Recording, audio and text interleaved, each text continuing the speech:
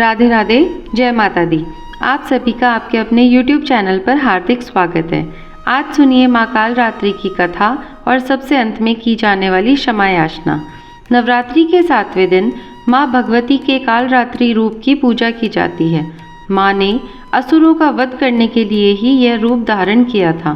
कहते हैं कि जो भी भक्त सच्चे मन से माँ काल रात्रि की पूजा करता है, उस पर भूत प्रेत और बुरी शक्तियों का साया नहीं रहता।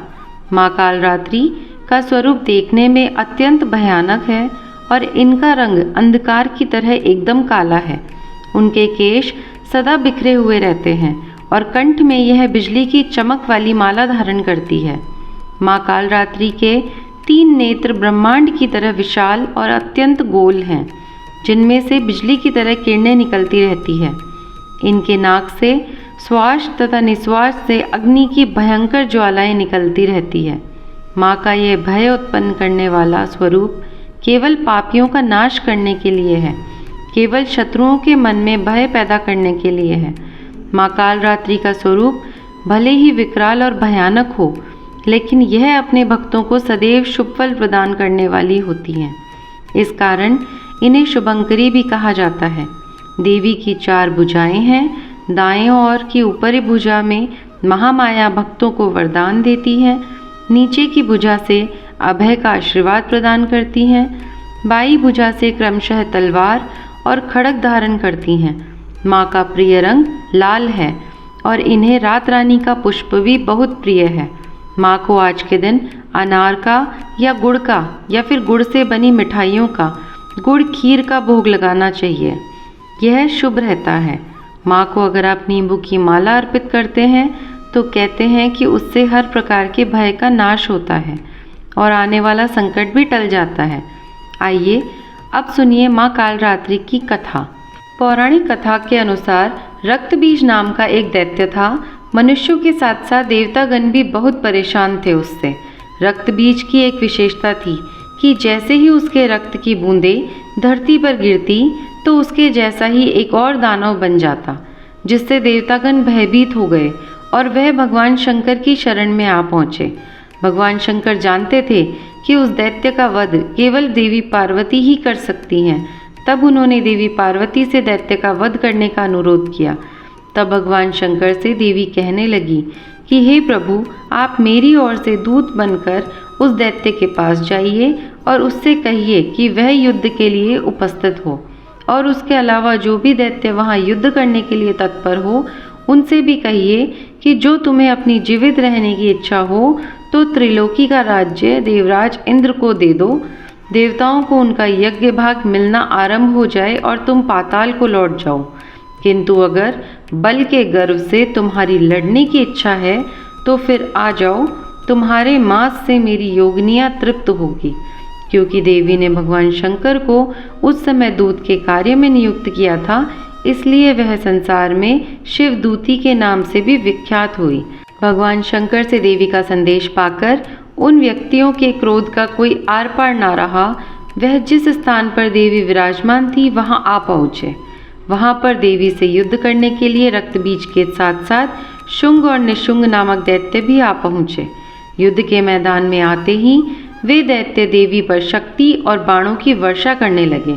देवी ने उनके फेंके हुए बाणों, शक्तियों, त्रिशूल और फरसों को अपने बाणों से काट डाला और काली देवी उस देवी के साथ आगे खड़ी होकर शत्रु को त्रिशूल से विदीर्ण करने लगी और खंडगाम से कुचलने लगी। वहाँ पर देवी पार्वती के शरीर से दिव्य शक्तियाँ निकली, जो सभी दैत्यों का वध करने के लिए तत्पर हो रही थी।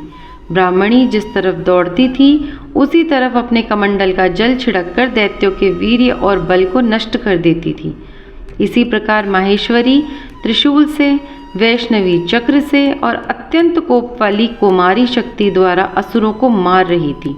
शिवदूती के प्रचंड अट्टहास से कितने ही दैत्य भयभीत होकर पृथ्वी पर गिर पड़े और उनके गिरते ही वह उनका भक्षण कर गई।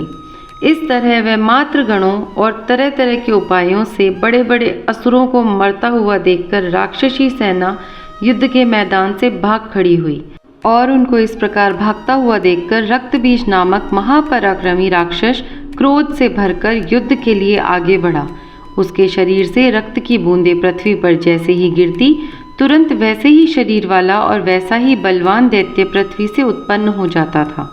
रक्तबीज गदा हाथ में लेकर ऐन्द्री के साथ युद्ध करने लगा।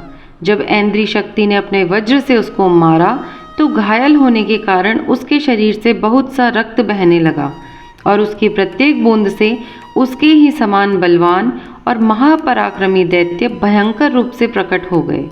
वह सबके सब उसके ही समान बलवान और तेज वाले थे। वह भी देवी के साथ समान अस्त्र और शस्त्र लेकर युद्ध करने लगे।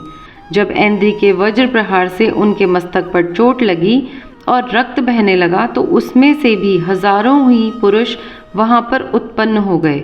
वैष्णवी के चक्र से घायल होने पर रक्तबीज के शरीर से जो रक्त बाहर निकला उससे हजारों महाअसुर उत्पन्न हो गए, जिनके द्वारा यह संपूर्ण जगत व्याप्त हो गया। फिर कुमारी ने शक्ति से, वाराही ने खड़ग से और माहेश्वरी ने त्रिशूल से उसको घायल कर दिया। इस प्रकार क्रोध में भरकर उस महादैत्य रक्तबीज ने सभी मातृ शक्तियों पर अलग अलग गदा से प्रहार किया और माताओं ने भी शक्ति तथा शूल इत्यादि से उसको जो बार बार घायल किया, उसे देखते ही देखते सैकड़ों महादैत्य उत्पन्न हो गए और इस प्रकार उसे रक्तबीज के रक्त से उत्पन्न हुए असुरों से जग व्याप्त हो गया। इससे देवताओं को बड़ा भय हुआ। देवताओं को भयभीत देखकर देवी चंडिका ने काली से कहा, हे चामुंडे, अपने मुख को बड़ा करो और मेरे शस्त्रघात से उत्पन्न हुए इन रक्त बिंदुओं को और रक्त बिंदुओं से उत्पन्न हुए महाअसुरों को तुम अपने इस विशाल मुख से भक्षण करती जाओ। इस प्रकार रक्त बिंदुओं से उत्पन्न हुए महादैत्यों का भक्षण करती हुई तुम इस युद्ध भूमि में विचरण करो और इस तरह रक्त क्षीण होने से यह दैत्य क्षीण हो जाएगा और तुम्हारे रक्त भक्षण करने के कारण दूसरा दैत्य उत्पन्न नहीं होगा। देवी काली से इस प्रकार कहकर चंडिका देवी ने रक्तबीज पर अपने त्रिशूल से प्रहार किया और देवी काली ने अपने मुख में उसका रक्त ले लिया। तब उसने गदा से चंडिका पर प्रहार किया। प्रहार से चंडिका को बिल्कुल भी कष्ट नहीं हुआ, किंतु रक्तबीज के शरीर से बहुत सारा रक्त बहने लगा। लेकिन इस बार उसके गिरने के साथ ही देवी काली ने उसको अपने विकराल मुख में ले लिया। काली के मुख में उस रक्त से जो असुर उत्पन्न हुए उनको उसने तुरंत ही भक्षण कर लिया और रक्त को पीती गई।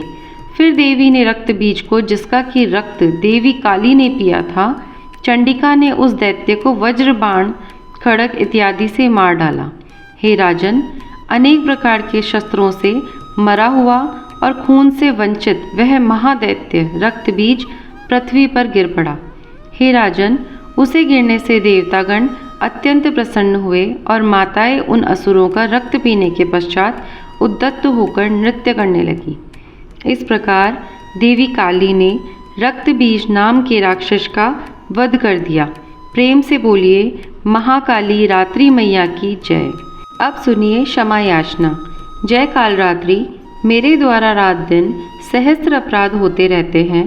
अपनी भक्त समझकर मेरे उन अपराधों को आप कृपा पूर्वक क्षमा करो। हे परमेश्वरी, मैं आवाहन करना नहीं जानती, विसर्जन करना नहीं जानती तथा पूजा करने का ढंग भी नहीं जानती, मुझे क्षमा करो।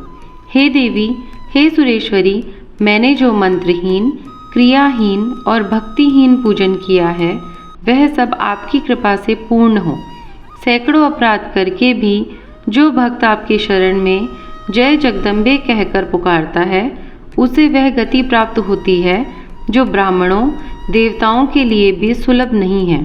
हे जगदम्बे, मैं अपराधी हूँ किंतु आपकी शरण में आई हूँ। इस समय दया की पात्र हूँ, आप जैसा चाहो करो। देवी परमेश्वरी, आज्ञा से, भूल से अथवा बुद्धि भ्रांति होने के कारण मैंने जो कुछ भी कम या अधिक कर दिया हो वह सब क्षमा करो और प्रसन्न हो। हे सच्चिदानंद स्वरूप परमेश्वरी, जगत माता कामेश्वरी, आप प्रेम पूर्वक मेरी यह पूजा स्वीकार करो और मुझ पर प्रसन्न रहो। हे देवी सुरेश्वरी, आप गोपनीय से भी गोपनीय वस्तुओं की रक्षा करने वाली हो। मेरी पूजा को ग्रहण करो और आपकी कृपा से मुझे सिद्धि की प्राप्ति हो। तो यह थी माँ कालरात्रि की कथा और क्षमा याचना। उम्मीद है यह वीडियो आपको पसंद आया होगा। यदि आपको वीडियो पसंद आया है तो वीडियो को लाइक और शेयर करिए और अगर आप चैनल पर नए हैं तो चैनल को सब्सक्राइब करिए। धन्यवाद। राधे राधे।